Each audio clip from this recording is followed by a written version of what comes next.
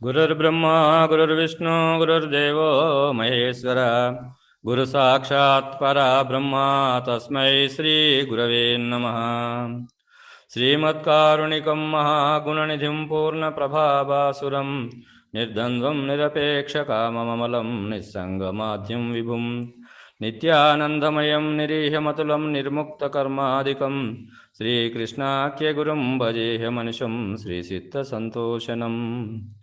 वेदशास्त्रविधिख्यातं पूर्णबोधोपदेशिकं सुगुणाकरं दयानन्दं राजयार्यगुरुं भजे। श्रीराजयोगिप्रियशिष्यम् अमलानन्ददीक्षितं पण्ढरीनाथयोगेन्द्रं सद्गुरो ते नमो नमः। अस्मद्गुरुसमारम्भां कृष्णसान्धीपमध्यमां श्रीमहाविष्णुपर्यन्तां वन्दे गुरुपरम्पराम्। పరంపరా గురువులకు వందనములు. శ్రీ శివరామ దీక్షిత పరంపరలో వచ్చినటువంటి మహాగురువు శ్రీమద్ భాగవత కృష్ణదేశికేంద్రుల వారిచే విరచితమైన శక్తిద్వయ నిరాసకంభైన శుద్ధ నిర్గుణ తత్వ కందార్థ ధరువులను రాజగ్రంథములోని ఒక 10వ కందార్థాన్ని మనము గురు అనుగ్రహముచే మననము చేసుకొనబోతున్నాము. ఏమంటున్నాడు ఈ కందార్థములో అంటే, విని మీరి విదిద్దుండని పనిబడి ప్రార్థించనేల పరుసమును ఇనుమిట్లనునే స్వర్ణము జయమని తనకై తానవును సన్నిధానమందుంటే తెలుపుడి అనుమానమిందుంటే మనవి చేసునే పాలిమ్మని లేగా తల్లికి తనకై తానిచ్చును దయచేసి తా సన్నిధానమందుంటే తెలుపుడి అనుమానమిందుంటే అని విని మీరివి దిద్దుండని పనిబడి ప్రార్థించనేలా. నేను చెప్పగా గాని వినగా గాని సభాసదులైన మీరంతా ఈ పద్యములన్నీ లోటుపాట్లు సవరించుడని మరి పనుగట్టుకొని నేను కోరవలెనా? మీరు ఘనమతిమంతులు అని చెప్పినాను కదా. మీరు ఇదివరకు ఘనమతిమంతులు అంటే తెలివితేటలు కలిగినటువంటి ఆత్మానాత్మలైనటువంటి బ్రహ్మజ్ఞానము కలిగినటువంటి పండితోత్తములంతా మీరు. మరి అలాంటి పండితులైనటువంటి మీరు మరి ఈ యొక్క కావ్యం ఏదైతే ఉన్నదో ఈ పద్యములను విని మరి నేను ఈ దిద్దుండని అనవలన దిద్దుడని చెప్పవలన మీకు స్వామి చెప్పవలసిన పని లేదు. కాబట్టి మీరు మరి ఈ పద్యములన్నీ మరి మీరు వీక్షించి పరిశీలిస్తారని నేను మనవి చేసుకుంటున్నాను అని చెప్తున్నాడు. ఇంకేమంటున్నాడు ఇక్కడ అంటే, మరి పరుసమును ఇనుమిట్లనునే స్వర్ణము జయమని అంటే పరుసము అనేటువంటిది ఏదైతే ఉన్నదో అగ్ని అందు ఈ ఇనుము నన్ను బంగారం చేయమని అది ఎప్పుడైనా ఆ అగ్ని అనేటువంటి తేజస్సుని కోరితే మరి ఇది అవుతుందా అంటే కాదు. ఎట్లా మరి ఇది అంటే, కమ్మరివాడు కొలిమితో ఒక కమ్ములని అప్పుడు కాల్చేటువంటి వాళ్ళు అంటే ఇనుప కమ్ములను చేసి ఆ కమ్ములని ఆ బండి గీరలకు ఎక్కియాలంటే వాళ్ళు ఏం చేసేటువంటి వాళ్ళు అంటే పిడకలు, ఆ కమ్ములు ఎంత వెడల్పు అయితే ఉన్నాయో అంత వెడల్పుతోని ఆ పిడకలను పేర్చి ఆ పిడకలను అనేటువంటి ఒక కుప్పలో ఈ ఇనుపతో తయారు చేసినటువంటి కమ్మును లేచి కాల్చేవారు. కాల్చినప్పుడు అది ఏమవుతుంది, ఆ పిడకల అగ్ని ఆ పిడకలకు అగ్ని అంటించినప్పుడు అగ్నితో ఆ పిడకలు కాలి ఆ పిడకలలో ఉన్నటువంటి ఒక ఇనుముతో ఉన్నటువంటి ఆ కమ్ము ఏదైతే ఉన్నదో ఇనుప కమ్ము అది స్వర్ణము వలె బంగారము వలె తేజస్సుతో అది ప్రకాశించేది.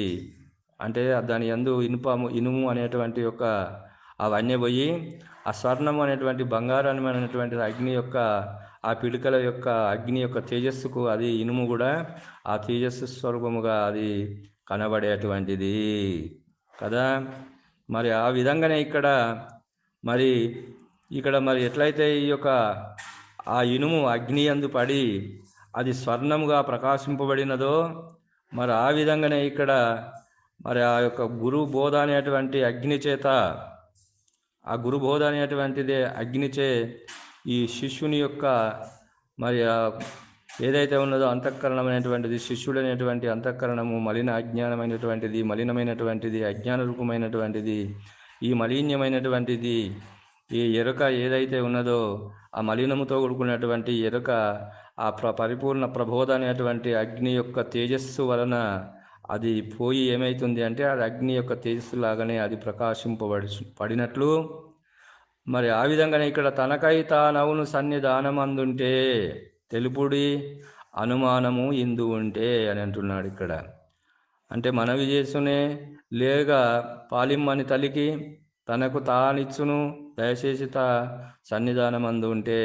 అయితే ఇంకొక ఉపమానాన్ని కూడా చెప్తాడు ఈ కందార్థంలో మనకు 2 ఉపమానాలు చెప్పినాడు. ఏమనంటే, ఒకటి ఇనుము, అది స్వర్ణం అనేటువంటి అగ్ని తేజస్సు అనేటువంటిది బంగారము అవుతుంది. అది ఇనుము అగ్నిలో పడినప్పుడు అగ్ని యొక్క మరి స్పర్శకు అది ఏమైపోతుంది అంటే ఆ అగ్ని యొక్క తేజస్సు అనేటువంటి స్పర్శకు ఇనుము బంగారముగా స్వర్ణముగా అది మార్పు చెందుతుంది.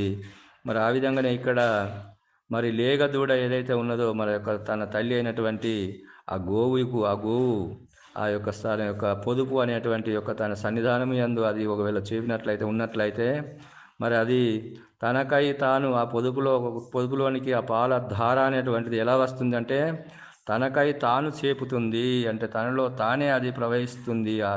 ఆ యొక్క పాలు అనేటువంటి ధార ఆ యొక్క సన్నుల లోపటికి అది ధార రూపంగా ప్రవహించి ఆ యొక్క లేగ అనేటువంటి నోట్లకి అది ప్రవేశిస్తుంది కదా. ఇందులో ఏమన్నా అనుమానమా? కాదు కదా.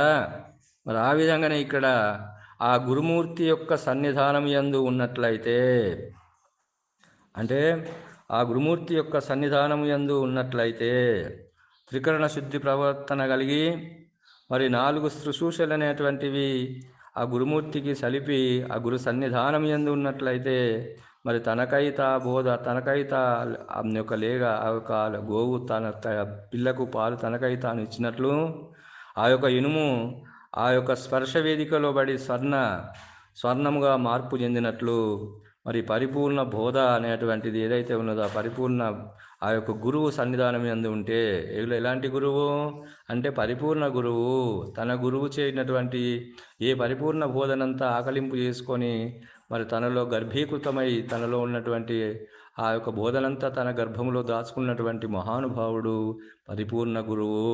కాబట్టి అలాంటి పరిపూర్ణ గురువు సన్నిధానము యందు ఉంటే మరి ఆ ధార అనేటువంటిది బోధ అనేటువంటి ధార అది వస్తుంది.